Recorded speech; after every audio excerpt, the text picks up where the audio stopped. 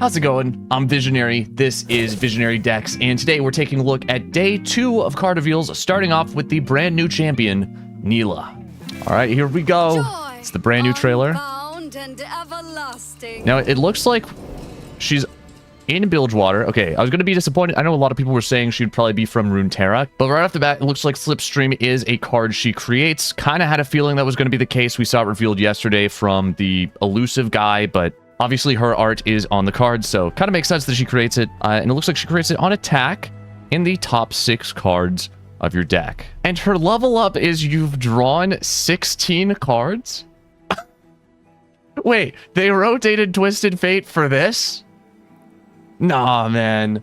They rotated Twisted Fate, and their whole excuse was like, basically, it's because he levels up from you drawing cards. And now you're just gonna add a champion to the game that is cheaper, which means you can play them sooner, and also creates their own draw for 1 mana. I'm genuinely so confused by this. Like, what is the reason they rotated Twisted Fate, if not to just replace Twisted Fate with Nilah?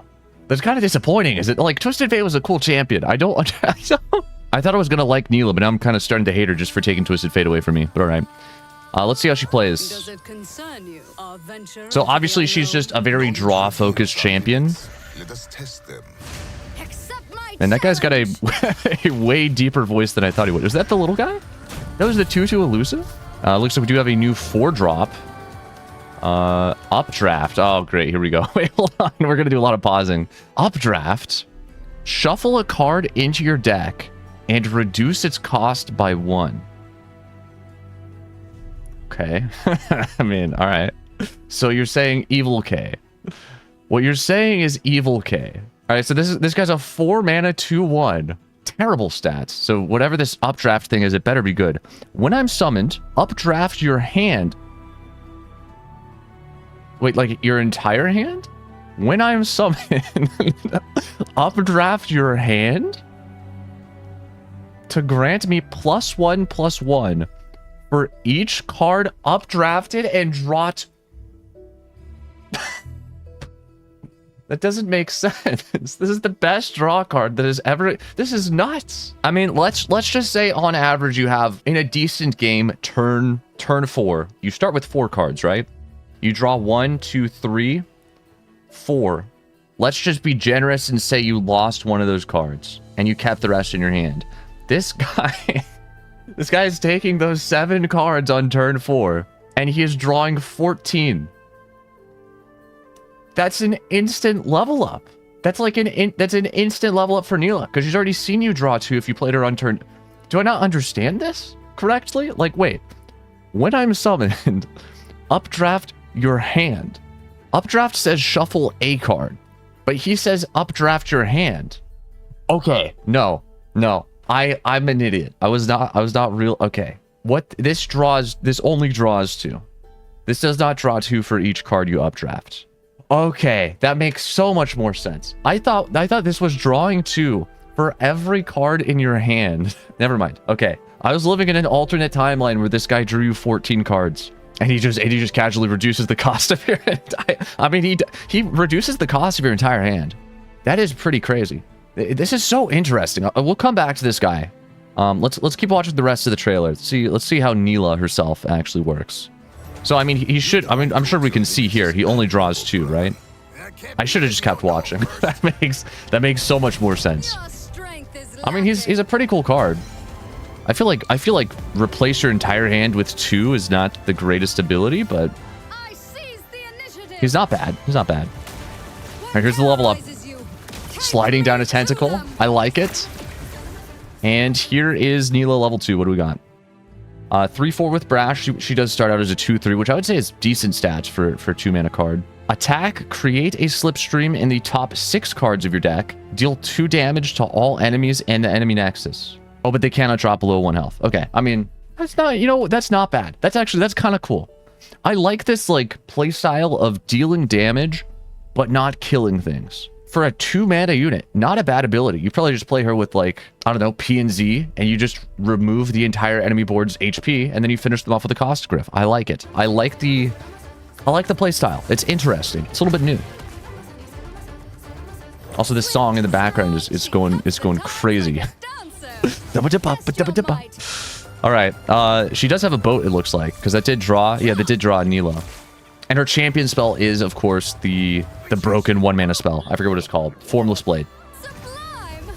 Is this a draw spell? What is that? What did we just play? Did that just buff the entire board by 2? She kind of... I don't know, man. I feel like her package kind of does a lot.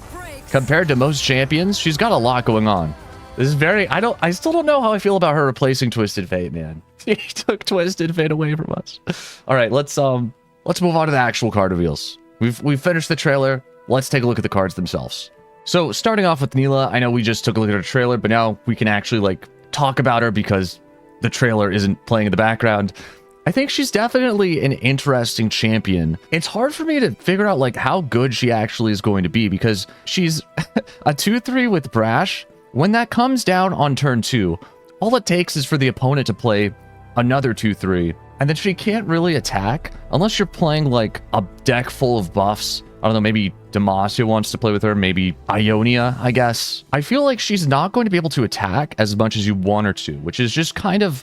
It's kind of unfortunate that her main ability is she attacks and creates a slipstream. Like, at most, you're probably just going to get one slipstream from her early game. I guess that's kind of how she is designed. But I don't know. This is going to create an interesting playstyle where you want to play cards like Formless Blade to let her attack. And I don't know. I guess you could just curve out Nilah on 2. You have 1 mana from turn 1, and you play Formless Blade. And then what's the opponent going to do? They actually can't block. So that's a fair curve. The fact that she does create a slipstream every time she attacks is very interesting. I'm already thinking like Scout Nilah, maybe Black Flame Nilah. I just like any way to sort of cheat out extra attacks with Nilah would actually be extremely strong because slipstream is just a super valuable card that basically works in any deck. Like there's not really a deck out there that wouldn't want 1 mana draw 2 fleeting. I am curious to see what type of decks people try to build with Nilah as far as like meta decks go, because again, I really do feel like she just kind of fits in any deck. The only problem is that your deck already has to be in Bilgewater. I feel like she might be a good card to splash in Samira Fizz, maybe even just replace Fizz altogether. Are we going to cut Fizz? Is she going to be good enough to make us cut Fizz? I don't know.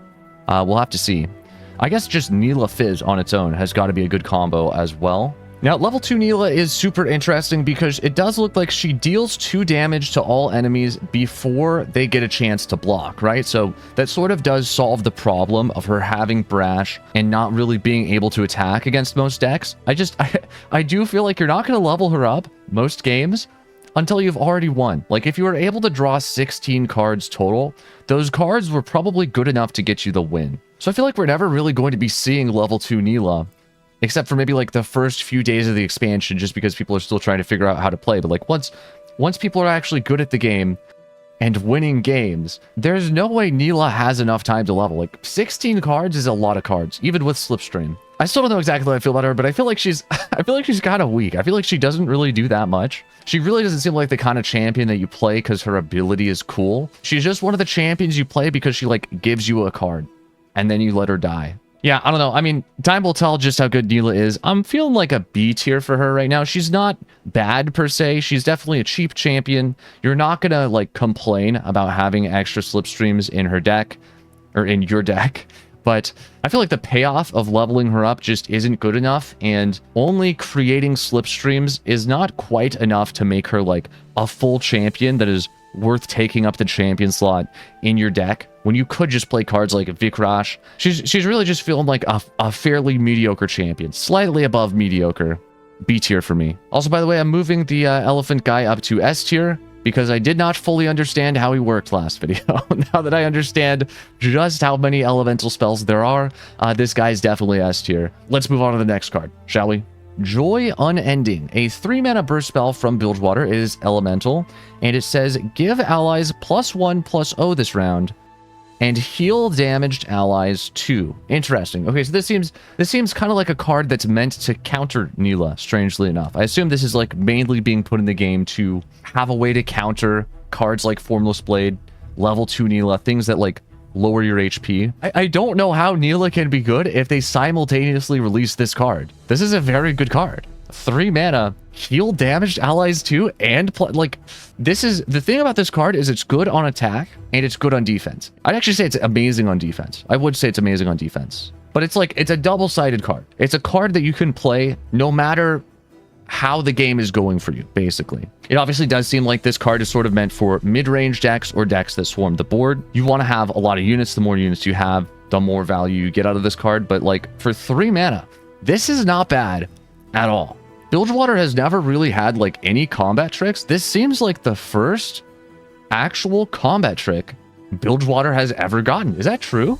Yeah, you know, for this one, I'm feeling like a solid B tier, A tier. It's tough. It's tough for me to put this on the same row as Nilah. I think this is A tier. It's good. It's not like a game ender like Wildfire. I don't know if it's quite as much value as Vikrosh, but it feels like A tier to me. Just the fact that Bilgewater doesn't have like any comparable cards at all. This is a huge card for Bilgewater to suddenly have. I think this is absolutely A tier. If this is not A tier, I don't know what is. Anyways, moving on to the next card, a 1 mana 2/1 Master Lookout from Bilgewater, obviously. Once you've drawn 3+ cards in a round this game, grant me +1/+1 and brash. More like grant me +1/+1 and trash.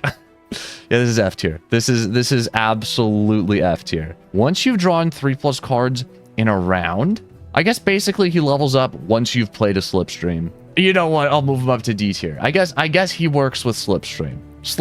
One Slipstream will turn him into a 3/2 with brash. But like, you're not gonna find Slipstream until like turn 5, probably most games. I don't know, man. He's a D tier.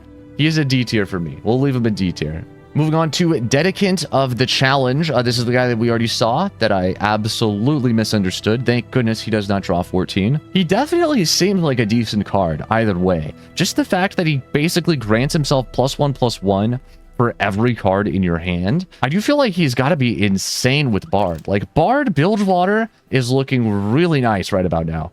This guy, Vikrosh, maybe even Nilah. Maybe just the whole Nilah package was meant to be played with Bard Bilgewater. He seems like he will basically just level Bard in one swing on his own. I mean, let's just say you have 5 cards in hand. This guy is getting +5/+5. That is 10 out of 20 on Bard's level up. And then he draws 2. For 4 mana, this guy is actually insane value in a Bard deck. I do think, like, the first deck I'm going to be building this expansion, depending on what the other cards end up looking like, it's probably just going to be Bard Bilgewater Elusives, because I love that deck, and this is looking like a good expansion to be playing some Bard Bilgewater, I have to say. He's also extremely interesting as a card in Coin... Wait. He's so good in Coin Printer. Wait. This is what Coin Printer has been dreaming of, dude. This is what Coin Printer has been dreaming of. Okay, if you've ever seen me play Coin Printer, you would know one of the biggest problems is that my hand gets full. And then I can't, like, get rid of all the cards in my hand quickly enough because I have too much value. This guy fixes that. He just says, all right, Chief, let me shuffle your entire hand back into your deck, which prevents us from milling, cleans my hand up, draws us 2 new cards, and reduces the cost of every single card that was in my hand. He has 4 mana, to be fair, which is a little expensive, especially when you have to be like cranking out a 4 mana Evil K almost every turn in Coin Printer just to stay afloat. But I think this guy absolutely has to be played in Coin Printer. I think we're putting this guy in S tier. I think he's going S tier. Absolute S tier. Dude, I'm so excited for Coin Printer. All right, anyways, moving on to the final card for today, the Tidedancer. This is obviously Nilah's boat. When I'm summoned, draw Nilah. What a surprise. This is a 6 mana 3/5. Let's hope it's a little more playable than Misfortune's boat. Each round, when you play your 3rd card, give other allies +2/+0 and brash this round. When I would gain fleeting, reveal me instead. Oh, that is such a cool ability. Wait, what? That is a sweet ability. I love that ability, actually. That's so interesting. Okay, so basically this is a card this is like the first card we've seen that cannot get fleeting. Now, the interesting thing about this card is it does not say the first time you play your 3rd card. That would be kind of weird wording, but part of me does wonder, does this give the buff every 3 cards? if you play like a deck that goes infinite, if you play a coin printer style deck, can I just keep playing cards and every third card I play, I get the +2 on all my units? Because this becomes a massive engine, if that is true. That drastically changes just how good this card is. I'm going to assume, based off of like grammar and English, that this probably only activates once per turn, which makes it like nowhere near as good. I definitely don't think it's the most insane card by any standards. I'm going to put this one in C tier. It feels okay. The fact that it cannot ever gain fleeting is huge, because the whole like Nilah playstyle definitely needs you to play fleeting. You're probably only going to play this card as like a 2 of or a 1 of. And its ability like actually justifies that and lets you play it as a 2 of or 1 of without having to worry about accidentally losing it. Because like if you if you could accidentally discard this card, you might as well just not play it at all. So this sort of like gives you a reason to play it. It can't be discarded. Sort of sweetens the deal a little bit, makes it still worth playing in Nilah decks as like a 1 of or 2 of. But I really don't think the ability is that strong. It's a C tier for me. But that's it. As far as today's card reveals go, honestly, solid set of cards. Let me know what you thought about today's cards down in the comments below. Thank you for watching, and I will see you tomorrow for day 3. Peace.